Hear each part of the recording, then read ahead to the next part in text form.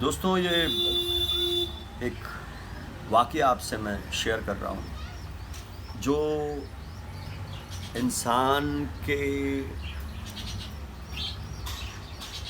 की मेहनत, उसकी ईमानदारी और उसके हालात से वो कैसे ऊंचा उठता है, उस पे उसको इंगित करेगी, वो इंडिकेट करेगी ये घटना। मैं बहुत छोटा था बचपन में, और मेरी माँ ने मुझे ये वाक़या सुनाया था। हमारे पड़ोस में, हम बहुत मिडिल क्लास घर से हैं, नॉर्मल सिंपल। पिताजी भी एक नॉर्मल से टीचर विद्यालय में थे, और उनकी जो आमदनी थी उससे हमारा बचपन निकला है। तो हम जहाँ रहते थे वो सब उसी तरह के लोग, वहाँ मिडिल क्लास या लोअर मिडिल क्लास कह लीजिए, उस तरह के लोग वहाँ रहते थे। कंपनी में काम करने वाले लोग, फैक्ट्री में काम करने वाले लोग, वर्कर, मजदूर लोग फैक्ट्री के। वहाँ पे पिताजी भी स्कूल में टीचर थे, उसी फैक्ट्री से रिलेटेड स्कूल था। तो पिताजी उसी फैक्ट्री के, जहाँ बच्चे, गरीब तबके के बच्चे पढ़ने जाते थे, उसी विद्यालय में टीचर थे। तो हमारे पड़ोस में, हम मेन मुद्दे पे आते हैं कि हमारे पड़ोस में एक फैमिली रहती थी। तो उसका जो मालिक था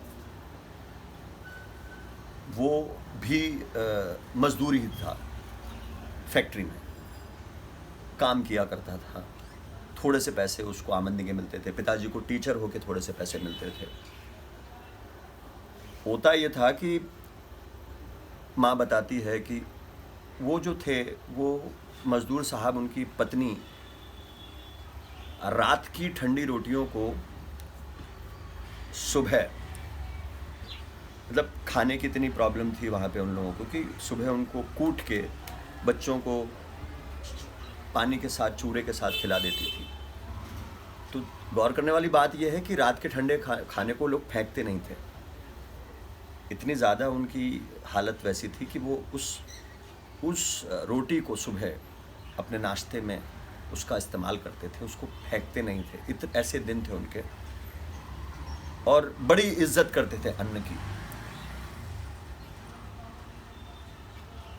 एक वक्त ऐसा आया कि उसी मजदूर आदमी ने वो मिल का काम किसी वजह से उसको छोड़ना पड़ा, या क्या, कट्टू, फिल्म लाइन में कट्टू लैंग्वेज होती है किसी अच्छे सीन पे जाने, किसी और सीन पे ले जाने के लिए आपको। तो मैं बताता हूँ कि कट्टू उस बंदे के कुछ 10 साल के बाद लगभग 10 ट्रक चलते थे उस आदमी के, और उसके नीचे जो लेबर काम करती थी, वो जिस तरीके से लेबर था फैक्ट्री में, उसके नीचे उस तरह की लेबर थी। यानी 10 ट्रक होंगे तो वो 10 ट्रकों के अंदर जो उसका सामान लोडिंग अनलोडिंग होता था, उसके खरीदे हुए ट्रक चलते थे एक वक्त में 10 साल के बाद।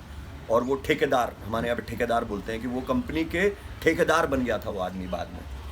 तो माँ वो मिसाल भी देती थी कि बेटा, वो आदमी ने ऐसे ऐसे दिन देखे। मम्मी उस आदमी की औरत की फ्रेंड रही होगी, उसकी बीवी की, तो उनकी बातें चलती होगी, उसके सामने ही वो खिलाती होगी बच्चों को। मम्मी पूछती होगी, सूखा हुआ अन्न आप खिलाती हो इन बच्चों को? ऐसा तो बोला, नहीं, अब यही है घर में और कुछ है नहीं, जब पगार मिलेगी तो फिर पैसे आएंगे तो फिर खाना और वो सारी चीज़ें चलेगी, जो सूखा हम खाते हैं।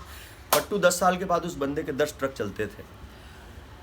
तो इसमें 2 चीज़ें मैं गौर करना चाहूँगा ये घटना सुनाने के पीछे, कि एक तो उस बंदे की मेहनत रही होगी, और प्लस उन्होंने इतनी अन्न की इज्जत की होगी। अन्न जिसको हम भगवान कहते हैं, आज हम देखते हैं कचरों के डब्बे में कहीं पे भी फेंक दिया जाता है बचा हुआ खाना, उसकी इज्जत नहीं की जाती। आपका पेट भर गया, फेंक दिया गया उसको, और उस खाने को जैसे भी फ्रिज वगैरह में रख के अगले दिन उसका इस्तेमाल करके जैसे भी आप खाएं, मैं अन्न की इज्जत की बात कर रहा हूँ कि वो इज्जत करके वो बंदा कहाँ से कहाँ पहुँच गया। तो यह है कि मेरी इस घटना के पीछे ये अभिप्राय है कि हमें अन्न की इज्जत करें हम, ठीक है।